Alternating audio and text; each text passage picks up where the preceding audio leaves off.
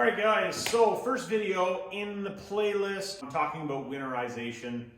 So very first thing I'm going to talk about, and this is something that I've done for years, is what should I do to help the truck start in the wintertime? So we're not going to talk about oil, we're not talking about fuel additives or any of that type of stuff to start with. So we are going to go super basic.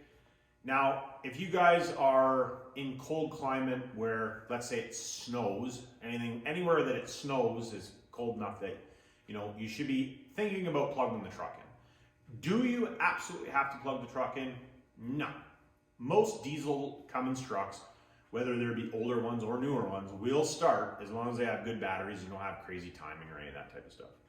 So, basically what I wanted to talk about is block heater, oil pan heater, battery minder, which a battery minder is like a battery charger if you don't know. Now, what I do on my truck runs a Group 31, well, two of them, one underneath and then one underneath the hood. So it runs two of them, which is just like a road tractor style battery. The reason I use those is they're a little bit bigger battery, they're not super expensive. There's lots of different batteries, like obviously an AGM battery my opinion, is better than an acid-filled battery, but they're not cheap. Now, if you want to run, I believe Workhorse is a big name, Odyssey is a big name. So if you want to run some of their batteries, if you're willing to spend the money, get a good battery, not to have to worry about it, by all means, buy yourself a couple of those batteries. I run, like I said, the Group 31s, and I run them in a bunch of different stuff, so I kind of rotate them. So basically, like my car trailer, because it's a tilt trailer with a winch on it, I run two Group 31s in that. And then I just got a new flat deck trailer that we're going to be doing some hydraulics on hopefully this winter. And it'll also have a winch on it, so it's going to have two Group 31s. My dump trailer has one Group 31 in it. So basically what I do is every year,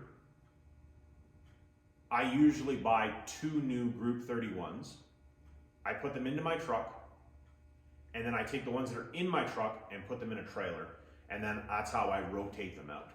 So one year my dump trailer will get a new battery, which I'm probably going to put two batteries in it just so that everything has two batteries, just easier that way. But my dump trailer had two new batteries one year. The next year, the car trailer gets new batteries. The next year, the enclosed trailer or the flat deck will get new batteries or something like that. Maybe not every year. I guess I shouldn't say I do it every year because I don't do it every year. Usually every couple of years. So if I'm having a problem, if I'm having a problem with batteries that are in one of my trailers, I'll take the batteries that are in my truck, because they're always the newest ones, and put them into my trailers. And it sounds really expensive, but I don't know. It's one of those things where I just never monkeyed around and made it so that it's a direct plug and play into the trailers from the truck, because I have more than one truck, or usually have more than one truck, so it's just kind of a pain. Anyways, that's how I keep my batteries fresh, and I realize most of you guys are not going to do that. So your next best option, in my opinion, battery-wise, whatever batteries you're running, is go and get yourself one of these, a battery minder. They don't have to be an expensive one. If you don't want to buy an expensive one, you can buy them from, if you're in Canada, you can buy them from Princess Auto, you can buy them from Canadian Tire. If you're in the States, I'm sure any auto parts store, Harbor Freight probably sells them, that type of thing. And all you want is it'll be like a 1.5 amp trickle charger, basically. Lots of people call them trickle chargers, but actually called battery minders. Basically, it's a little battery charger, and when it gets up fully charged, it shuts itself off. Now, what I do is when I plug my block heater in on the truck, I don't have an oil pan heater, I don't have a battery heater, and the reason I don't have battery heater is because of the battery minder. But when I plug the truck in, because I plug my truck in when it's cold, I plug my truck in basically all the time. I'm not worried a little tiny bit of power it's going to use. If I can't afford power, I can't afford the truck. My opinion, I realize sometimes my opinion on that. But if you have that battery minder, the batteries being fully charged, I find that the batteries last way longer. Now, same with my trailers and stuff. Usually what I do with the trailers is I have a solar panel that will charge. And usually what I do is, probably once a month, if I'm not using the trailers, once a month what I do is I take the solar panel outside, hook it up to the trailer for a couple days, rotate it to the next trailer, to the next trailer. Now, if I'm not going to be using the trailers for a while, usually I'll pull the batteries out, I bring them inside. I have a spot where I have a battery minder. I just flop the battery minder around so that all the batteries are charged that I have there.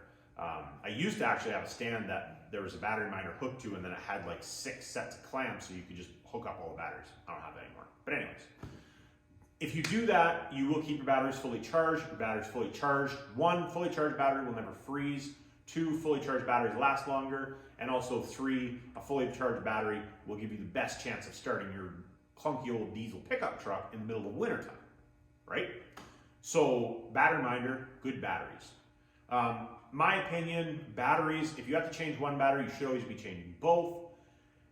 You can have batteries tested. There again, I rotate my batteries. I honestly don't ever test my batteries. I know that my batteries are good if I'm having an issue. Unless there is a battery problem, not often you get a bad battery anymore. It does happen though, here and there. Block heater wise, I just use the generic block heater that comes in the engine or that you put in the engine.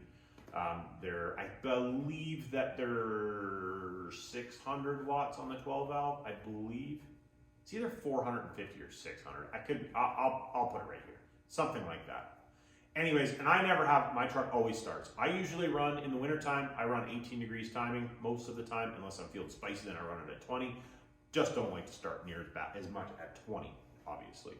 But that's like, as far as that, if you have a battery minder, good batteries, and when you plug the truck in, all I do is I have a short extension cord that has 3 plugs, leave it underneath the hood, and I actually mount the battery minder so it's not flopping around and stuff. And my truck, doesn't matter how cold it is, how long it's been sitting, always starts. Always, always, always. And now in the summertime, if I'm not driving the truck for a long period of time, myself personally, I unplug the block heater from my little power bar, if you want to call it that, my extension cord, and then I plug just the battery minder in so that the batteries are fully charged. Because like I said, a fully charged battery will last considerably longer. So I've had really good luck with it doing it that way. I've done that on, like, my wife's van has one on it. So that gives you that kind of idea. So my wife's van has one on, she plugs it in, or I plug it in for her, whatever it may be. It charges the battery, warms the block up, everybody's happy. Because when you go out and it's -30 out and you got it plugged in and it goes because your batteries are not charged, that sucks. Especially for us guys, like I realize not everybody, but a lot of guys tend not to use the truck like driving long distances all the time, because if you're driving long distances, the batteries will stay charged.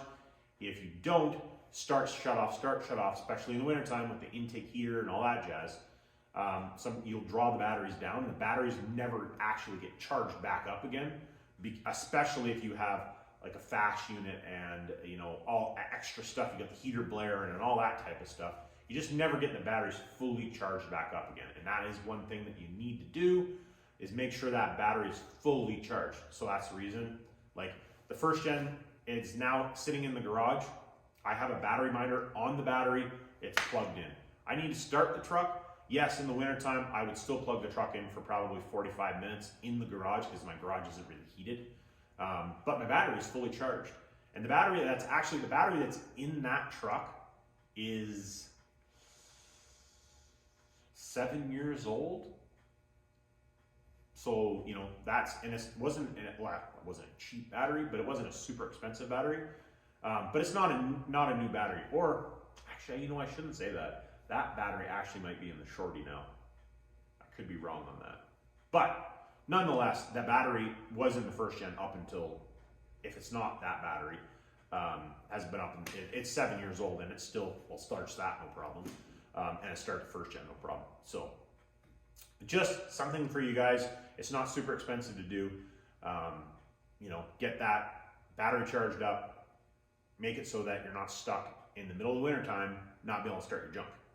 So hopefully that helps, and check out the next video.